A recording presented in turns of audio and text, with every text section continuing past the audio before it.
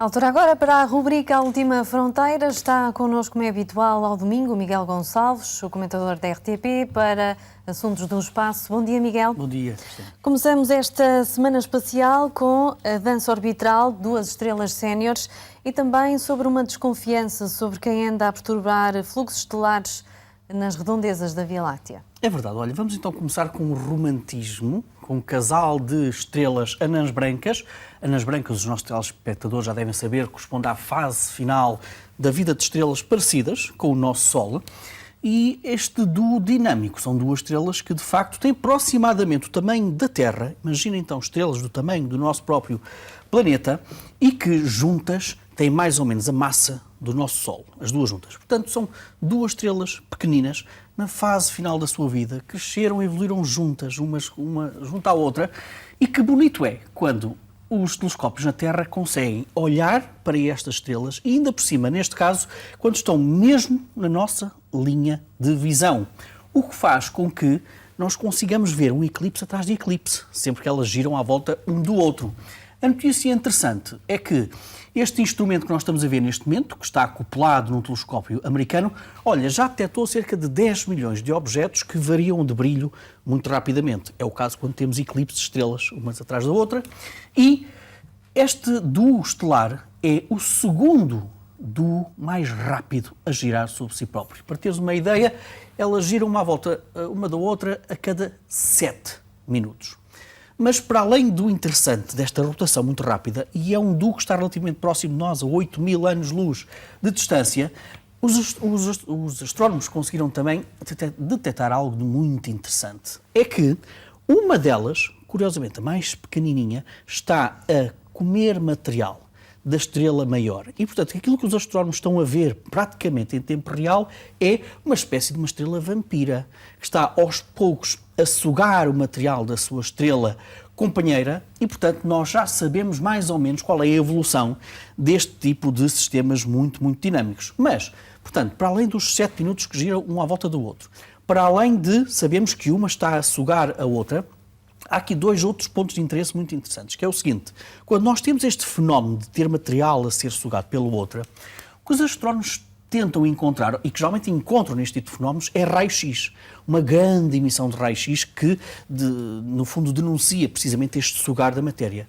Curiosamente, não foi detectado nenhum dos raios-x à volta deste duo dinâmico e, portanto, pode levantar outros problemas interessantes nesta dinâmica. E o outro é aquilo que nós estamos a ver nesta animação.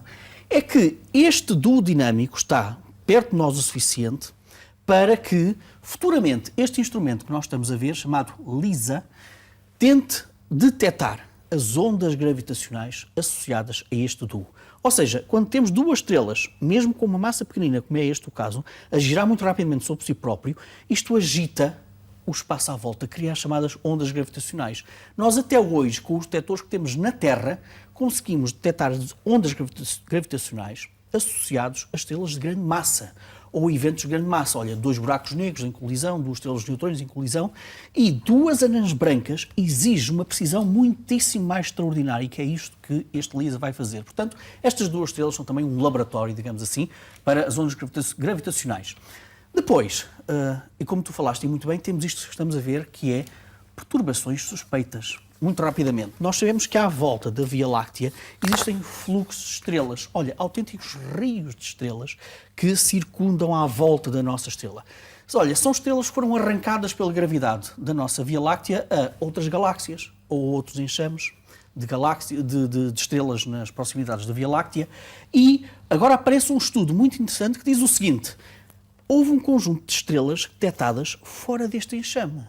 Este enxame é sempre muito coerente, muito consistente. Quando se encontra algumas estrelas fora desse enxame, algo ali as perturbou. E este conjunto de investigadores conseguiu conjunturar todo o tipo de fenómenos que poderia afetar estas estrelas.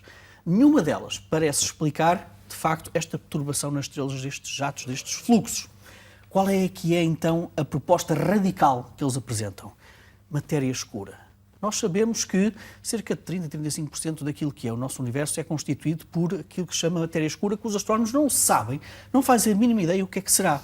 Mas sabemos que pode, no fundo, afetar a órbita de alguns elementos de massa, como, por exemplo, as estrelas. E, portanto, o que eles dizem é que, se calhar, o que nós estamos a ver é a perturbação criada por matéria escura, que, repito, ninguém sabe muito bem o que é, a afetar estas estrelas. E isto pode bater bem com uma teoria que diz que, à volta da Via Láctea, como também mostra esta ilustração que estamos a ver, à volta das galáxias existem gigantescos halos de matéria escura.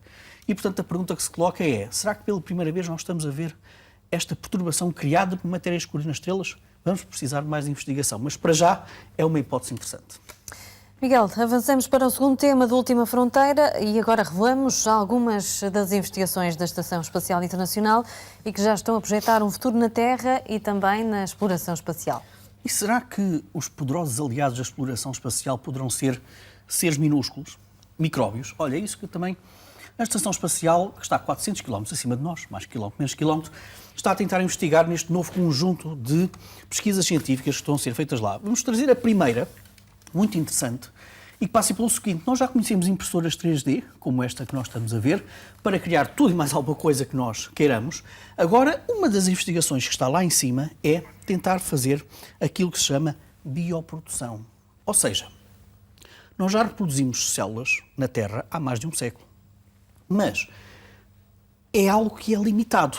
As células criam-se e desenvolvem-se em duas dimensões, estão dentro de um pirex, digamos assim, ou um pequeno recipiente, e, portanto, limita a própria evolução das células, como elas evoluem no nosso próprio organismo.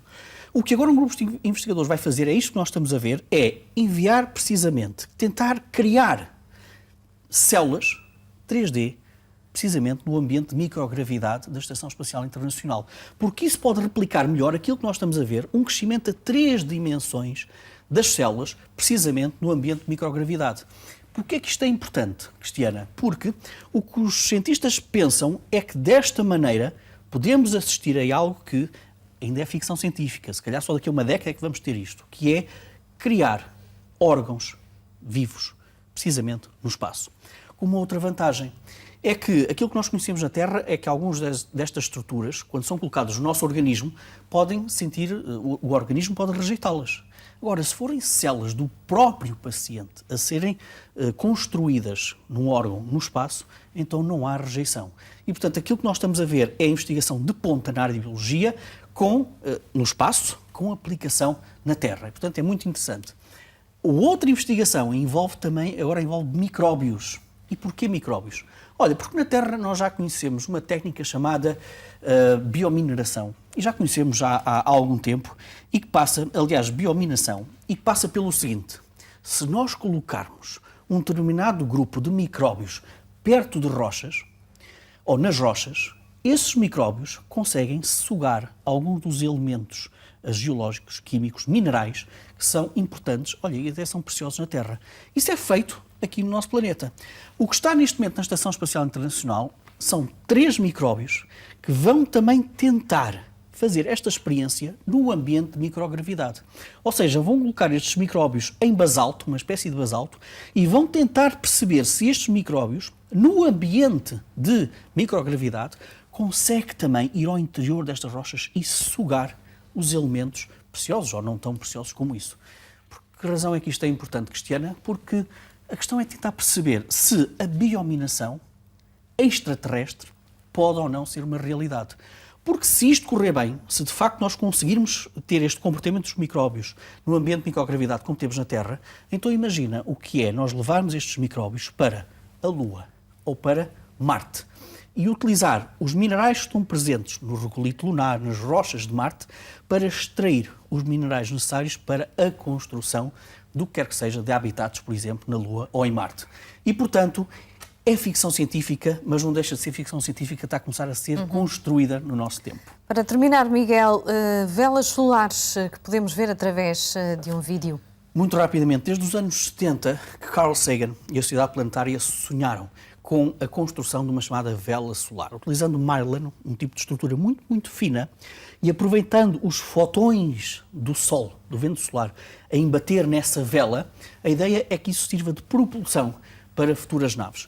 E a Sociedade Planetária e os seus membros conseguiram financiar um desses projetos. Foi enviado para o espaço uma espécie de uma vela solar e foi perguntado, será que isto serve? Será que nós conseguimos então abrir esta vela e servir de propulsão? Os resultados estão a ser muito escrutinados, ainda não é uma certeza científica, dizem que esta vela correu bem, abriu e subiu cerca de 2 km na sua órbita mais elevada na Terra. Como que provando que é possível que isto aconteça. E, portanto, não deixa de ser um momento interessante para a Sociedade Planetária e para a propulsão.